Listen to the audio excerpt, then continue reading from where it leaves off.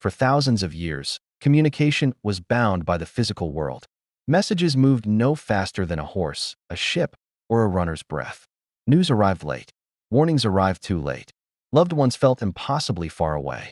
The world was vast and disconnected, waiting for a spark. Then, electricity learned to speak. In 1837, a painter and inventor named Samuel Morse introduced the electric telegraph. It was a revolutionary idea. He took the invisible force of electricity and gave it a voice. With a simple key, he could send pulses down a wire. Dots, dashes. These weren't just random clicks. They were a code. They carried meaning. For the first time, a message could travel across hundreds of miles in an instant. The age of waiting was over. Morse code turned electricity into language. It was a system of short and long signals representing letters and numbers. Simple, efficient.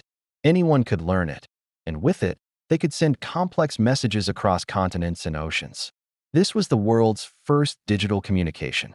Before computers, before the internet, the dots and dashes of Morse code were the ones and zeros that started it all. Wires stretched across landscapes, carrying whispers of a new era.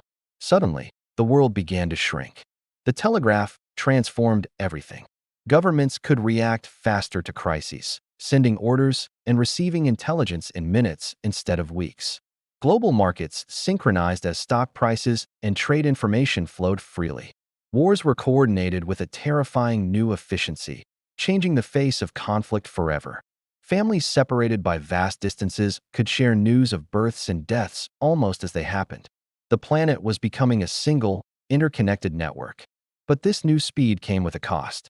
Information became power in a way it had never been before. Those who controlled the wires controlled the flow of knowledge. It gave rise to new forms of control. Surveillance became possible on a massive scale, as governments and corporations could monitor messages sent across their networks. Instant communication didn't just change how people talked, it changed who ruled and how they ruled. The telegraph spoke first.